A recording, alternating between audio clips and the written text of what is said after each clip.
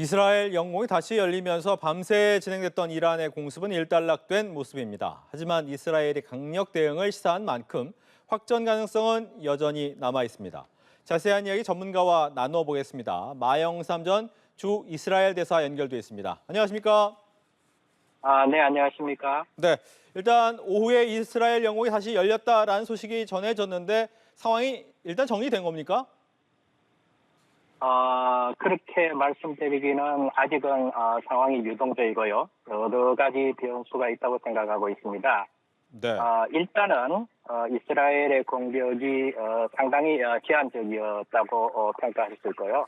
그렇지만 앞으로의 상황은 이스라엘이 이 사태를 어떻게 해석하느냐에 달려 있다고 보겠습니다. 만약에 이스라엘이 대규모 반격을 한다면은 이란이 어쩔 수 없이 또 재반격을 해야 될 거고요. 이렇게 되면 이제 상황이 굉장히 복잡하고 어렵게 되는 것입니다. 하지만 미국의 역할에 기대를 하고 있습니다. 왜냐하면 전쟁 초기부터 확전 방지를 해야 되겠다는 그런 입장에서 공개 비공개로 이란 측에 대해서 가급적이면은 크게 일을 저지르지 않으면 좋겠다는 그런 메시지를 계속 보냈고 또 지금도 물밑 접촉을 하고 있을 것으로 봅니다. 그렇다면 결국 미국하고 이란 간의 확전 방지에 대한 이해가 어느 정도는 일치하고 있지 않나 이렇게 생각을 하고 있습니다. 예, 잠깐 언급은 해 주셨습니다만 이란이 이스라엘을 공격할 때 군사시설만 공격한 등을 봤을 때 공격의 수위를 좀 조절했다 이렇게 볼 수 있는 겁니까?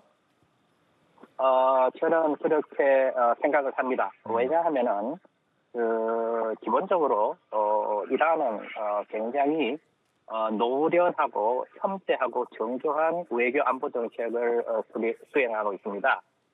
그렇기 때문에 그 여파가 무엇이냐에 대해서 골똘히 생각했을 거고 그래서 신중한 대처를 한 게 아니냐 생각을 합니다. 그런데 또 한편으로 생각해 보면은 이란이 이스라엘에 대해서 공격할 수 있는 수단이 무엇일까? 아마 2,000km 떨어져 있기 때문에 기상군, 전투기 이거 동원하기는 곤란할 겁니다. 결국은 할 수 있는 방법이 미사일, 드론 이러는데 이번에 이제 약 300발에 달한 미사일과 이제 드론을 사용했다는 것이지요. 네. 또 한 가지 남아 있는 가능성은 이제 해외 공간, 이스라엘이 가지고 있는 해외 공간에 대한 공격, 마치 이번에 시리아에서 이란 영사관이 공격당했듯이 그런 문제가 있습니다만은 조금 우리가 주시하면서 살펴봐야 될 것 같습니다. 예. 이번 공격에 레바논의 헤즈볼라나 예멘의 후티 등 이른바 다른 세력도 조금은 공격에 가담을 했는데 이들이 함께한 이유는 어디 있습니까?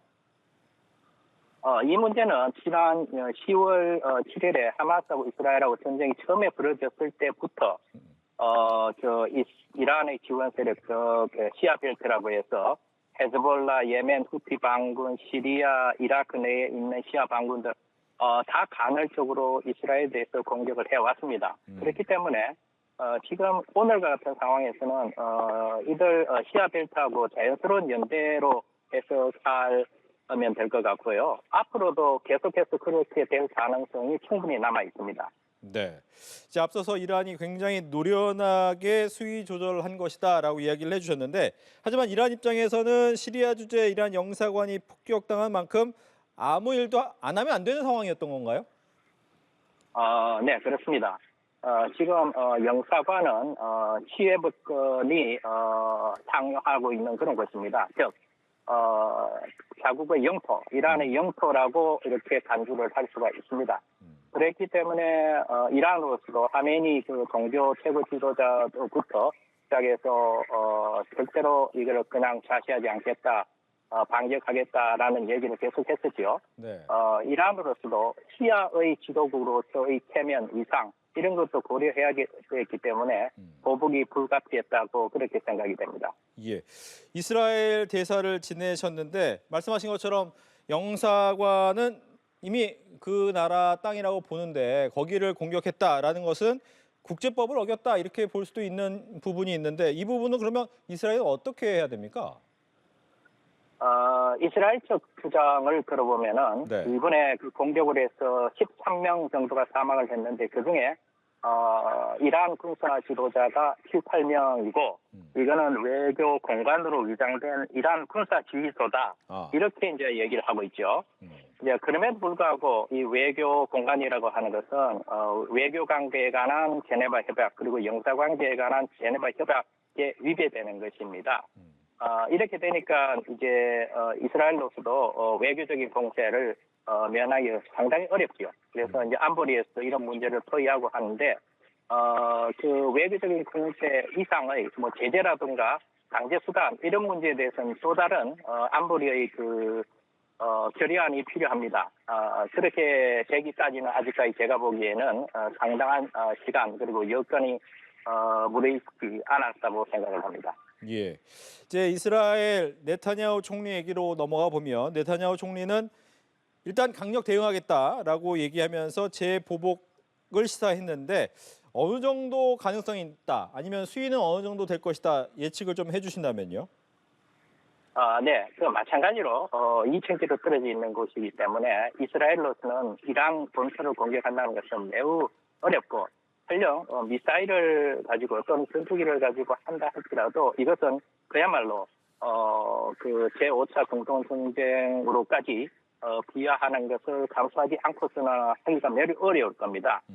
따라서 제가 보기에는 이스라엘로서도 헤즈볼라다, 후티다 그리고 이라크나 시리아 내에 있는 반정부 시아 세력들 여기에 대한 공격을 할 가능성이 있고 그럼에도 불구하고 미국과 갈등을 갖다가 초래할 만한 그런 수위까지는 넘어가지 않을 걸로 저는 생각을 합니다.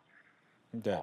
또 한 가지 요소로서는 지금 이스라엘로서는 계속해서 라파 마지막 공격을 하겠다, 진진하고 있다 이렇게 하기 때문에 여러 가지 요소로 생각을 해볼 때 이란하고 대규모 확전 그렇게까지 가기에는 이스라엘로서는 부담이 너무 클 것으로 생각이 됩니다. 네, 말씀하신 대로라면 즉 미국의 입장을 충분히 고려해서 어떻게 보복의 모습은 보이겠지만 확전까지는 안 가는 수위 조절이 있는 재보복이 있을 것이다 이렇게 보시는 겁니까?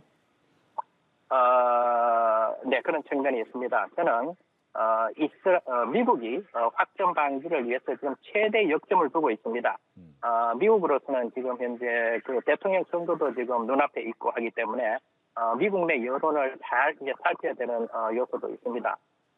이스라엘이 상당히 강력하게 반격을 한다고 할지라도 미국의 그 지지가 없이는 아마 굉장히 그 전쟁을 수행하기가 어려울 것입니다. 네. 그래서 네타냐후 총리로서도 확전이냐 아니면은 지금과 같은 이 저강도로 공세를 지속하느냐 하는 그런 이제 갈림길에 있는데 제가 보기에는 미국의 반대가 만만치 않기 때문에 이스라엘이 그 반대를 거슬리기까지 하기는 어려울 것으로 보입니다. 예. 최근에 이제 가자지구 휴전 협정 얘기가 나오다가 다시 하마스가 거부했다 이런 얘기가 나오는데 이 부분은 어떻게 진행될 것으로 예상하십니까? 휴전 협정. 네, 휴전 협정은 이 문제가 아니라 할지라도 그렇게 성사되기가 매우 어렵습니다. 왜냐하면 기본적으로 하마스 측이 주장하는 조건하고 이스라엘이 주장하는 조건을 서로 이거를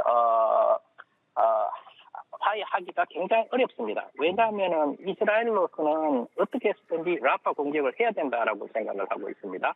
하마스를 완전 제거하기 위해서. 그런데 하마스로서는 이스라엘이 군대를 완전히 철수해야 되고 영구 휴전을 해야 된다라고 그렇게 주장을 하고 있습니다. 그는 이스라엘이 받아들일 가능성이 별로 없습니다. 따라서 제가 보기에는 휴전 협정이 이루어진다 할지라도 지난번처럼 상당히 일시적으로 짧은 기간 동안에 이루어질 수 있을 것으로 보입니다만은 그 이후에 영구 휴전까지 가기는 저는 매우 어렵다고 생각을 합니다. 네. 끝으로 한 가지만 더 질문을 드리면 이스라엘이 지금 어차피 하마스하고 싸우고 있는 입장인데 시리아 쪽의 이란 영사관을 공격하면서 이렇게 전선을 확대하는 이유가 있습니까? 네, 뭐 지금 현재 전문가들에 의하면은 네타냐후 총리의 국내 사정 예의들을 많이 인용을 하고 있습니다. 지금 사법 리스크가 여전히 걸려 있고요. 그리고 지금 현재 연정이 강력하게 지금 하마스 제거를 주장을 하고 있고 당장의 휴전은 안 된다고 그렇게 하기 때문에 그 연정을 그대로 유지시키기 위해서는 즉 당장의 정부가